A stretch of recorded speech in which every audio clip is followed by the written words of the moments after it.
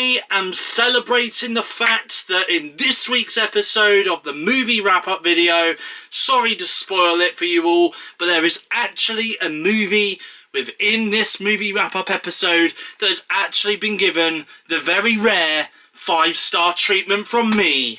That's right.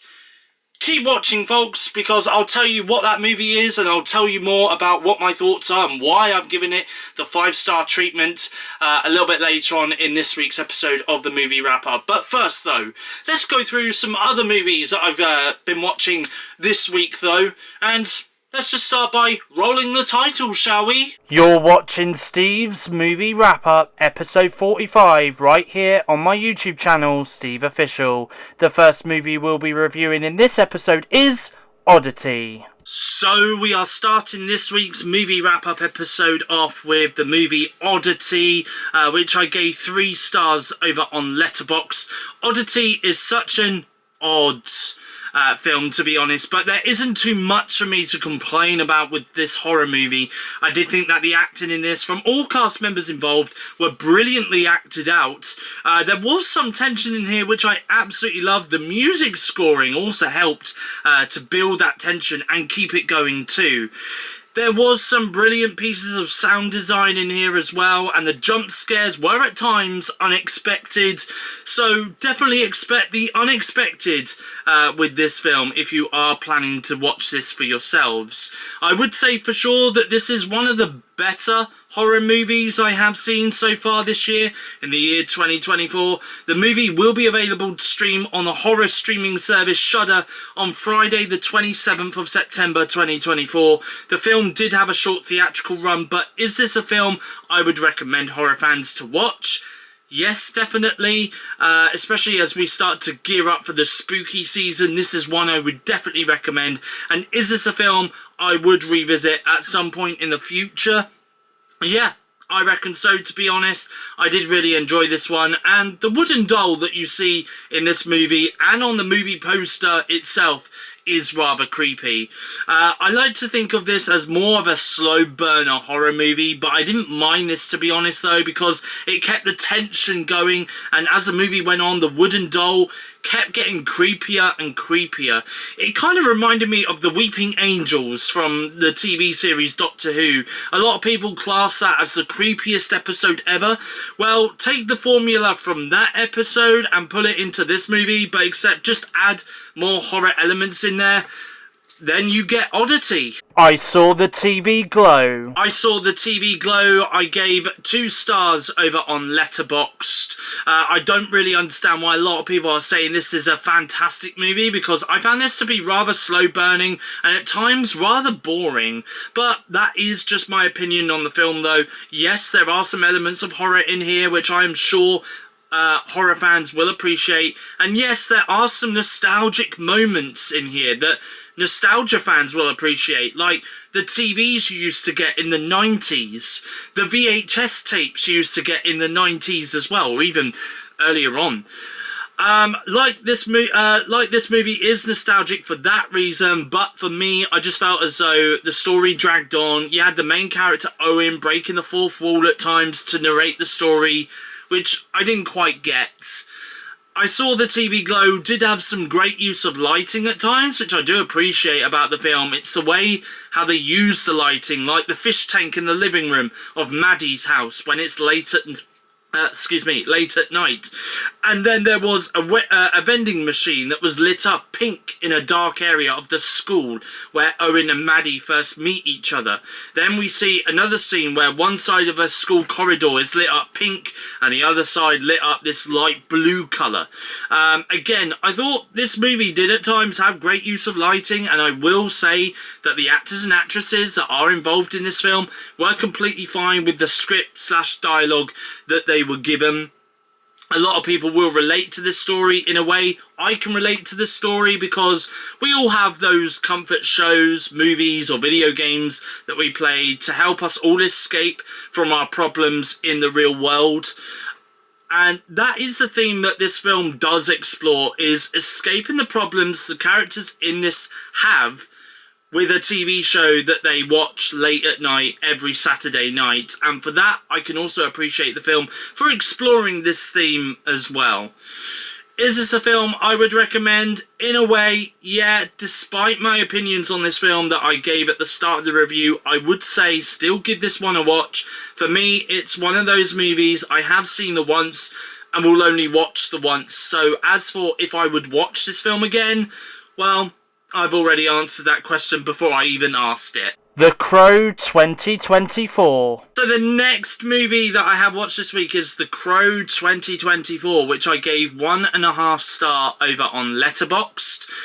Now, I have seen the original. When I first watched the original The Crow movie, I thought it was great, and it starred the late actor Brandon Lee, who sadly died on the set of the original The Crow movie, which was released back in 1994. When I found out they were making a new modern version of The Crow, basically a remake, I was kind of disgusted by the fact they were doing this, purely because I thought that Brandon Lee would be irreplaceable as the main character of Eric. That being said though, I am fully aware that yes, they did make sequels from the original The Crow in 1994 as well. Yes, I am aware of that, and despite not having seen them, I have heard pretty bad things about them too. So, what did I think of the 2024 version of The Crow? Well, it wasn't great, as expected. I wasn't as interested in this movie as I was in the 1994 movie, and I wasn't as engaged with this as I was when I watched the 1994 original The Crow. But what I will say is the most decent thing about this film is the scene featuring the opera. I thought that was well choreographed and really well done too. I mean, the film is full of CGI blood and CGI gore. None of it seemed to use practical effects. The characters were really badly developed or underdeveloped. The chemistry between Eric and his partner Shelley just wasn't there. It just wasn't really that believable that you have these two characters who are in love with one another. One dies, one gets revenge on those who killed them. It just didn't seem rather believable. I will say the other decent thing about this film is the music soundtrack. The music soundtrack was pretty good, but that's really about it. Would I recommend this film? Well, if you are interested in checking out this film for yourself, then sure, give it a watch. But what I would really recommend is watching the original from 1994. You can't beat the original. I know that The Crow is based on a comic book strip as well, and I am sure there was elements to this film that it was basing from that source material. But for me though, out of the two Crow films I have seen, the 1994 movie is a lot better than this one. And is this a film I would rewatch again? Not anytime soon for sure. I think I am glad that I have watched this movie, but for me, this is another one of those movies where I have seen it the once, and I'm happy to just watch it the once only. The final thing I wanted to point out in this film is you have Bill Skarsgård playing the character of Eric / The Crow. And for me, all throughout the film, I kept thinking whether the wrong person had been cast for the film. No offence to Bill, because he is a great actor. I have seen him in other projects, and he plays the roles in those projects really well. In those films that he's done before. But for some reason, I kept thinking maybe the actor Pete Davidson would have been better casted for this film. I don't know why I thought that, but it just came to mind as I was watching this. I See You. So the next movie that I watched this week was I See You, which I gave 2.5 stars over on Letterboxd. So when a 10-year-old boy goes missing, lead investigator Greg Harper struggles to balance the pressure of the investigation and troubles with his wife Jackie. Facing a recent affair, great strain is put on the family that slowly gnaws away at Jackie's grip on reality. But after a malicious presence manifests itself in their home and puts their son Connor in mortal danger, the cold, hard truth about evil in the Harper household is finally uncovered. So I See You is a movie that I have had on my Letterboxd watch list for a while, and I didn't realise this until the other day that this film was available to watch on Netflix here in the UK, and it is going to be leaving the streaming service in the UK on October 12th, 2024. So At the time of doing this review, UK streamers don't have too long before this movie will be dropping off Netflix if you do want to give this one a go yourselves. But this film was released back in 2019 and does have a running time of 1 hour and 38 minutes. I will say that the film does sadly feel like its running time, and at times it does just feel like it's dragging on and takes forever to end. That being said though, I did feel like the premise behind the film was fine and it had more than enough room to tell the story that it needed to tell. The cast I thought did a great job in here as well, so I will give them credit for this, especially Judah Lewis, who has been in a few Netflix originals in the past, like The Babysitter for example. By the way, The Babysitter, such a great film, definitely do recommend it, especially as we're coming close towards the spooky season, by the way. But one final thing I will say about this movie for this review is that the music scoring was great at building tension during the times where there was some tense scenes in this film. I did also enjoy that as well. The Substance. And the final film that I have watched this week, saving the best to last, is The Substance, which, by the way, is the movie that I have given the very rare 5-star treatment over on Letterboxd. Holy crap! I absolutely loved this film from beginning until end. Not once did I check my phone to see how long this film had left. This film kept me engaged and intrigued at all times. And I should also point out that this is the first movie I have reviewed that has released in 2024 to be given the 5-star treatment from me, and it is well deserved. And trust me when I say this, if you're a horror fan or if you love the body horror genre, then this movie is definitely not to be missed on the big screen. I definitely agree with what some people have said online. This film is by far one of the best films to be released in 2024. The acting in this is superb, especially from the leads Demi Moore, Margaret Qualley and Dennis Quaid. I think all three of these people did their roles really well. I will also say that I did read a review online about a week or so ago where the reviewer said, take the movies Black Swan, Get Out, The Fly, Nutty Professor and The Thing, put it all into a blender and this is what you get. And you know what? I agree. You have elements from those films in here which I did really enjoy a lot. There are some people, even now, who are finding references from other classic movies and doing side-by-side shot comparisons from a certain classic movie and it being referenced in The Substance, which is great to see. One of the prime examples is there's a corridor in The Substance where they've got like this carpet, like this carpet pattern, and they're kind of doing a side-by-side reference to the carpet used in the hallway in The Shining, and to be honest, I can kind of see the resemblance between them two shots. But there were some moments in this film that did freak me out, and some of the audience members in the cinemas got freaked out over as well. What those scenes were, I won't say because of spoilers, but I should give love to the cinematography as well. My God, this had the best cinematography that I have seen in such a long time. But at the same time, I was loving every shot and appreciating every shot I was seeing on the big screen.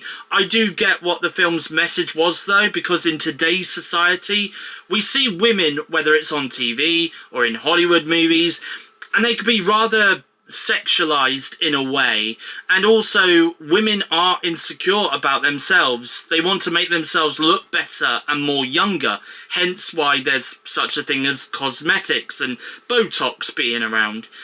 But really the real message that this movie is saying is that it doesn't matter about the way how a woman looks. Any woman can be beautiful no matter the way how she looks, and that is what I do also love about this movie. Can I also just say as well that I think for me this is probably going to be the most gorgeous, colourful, vibrant and the most sexiest film that I have probably ever seen on the big screen as well, like in terms of horror as well. Yeah, the music scoring is so damn great, especially when we see the substance in use or on screen. I think that is also what makes this movie so out there, is the fact that it keeps it fresh and energetic. And the other thing I will say is that you just don't know which way the story will unfold next, which is also a great thing about this movie. Do I recommend people to watch The Substance? Hell yes, of course I do, because especially the last 40 minutes of the film, it completely spins itself on its head and just becomes pure insanity, pure bonkers, and absolutely crazy. I even at one point in the film literally had my jaw on the floor at some point during the final act of the film because of how crazy this was. And finally, I will say that this is definitely a movie I will buy and happily rewatch again on digital when it does get released on digital platforms later this year. So The Substance is now playing in cinemas and theatres worldwide. Honestly, I just cannot believe that The Substance is the first movie of 2024 to be given the 5-star treatment from me, but it was well deserved. And do you want to know something else as well before I do wrap this video up? It's the fact that I've spent the entirety of this weekend thinking about that movie that I watched. I don't think that's going to be a movie I'm going to forget anytime soon. And if you guys have watched it, or if you're now planning to watch it, I feel as though you're going to come out the cinema and you're going to think exactly the same thing. You're going to be like, damn, I am not forgetting that movie in a rush. Because honestly, I don't think you will. But listen, guys, that is this week's episode of the movie wrap-up. Hope you guys enjoyed it.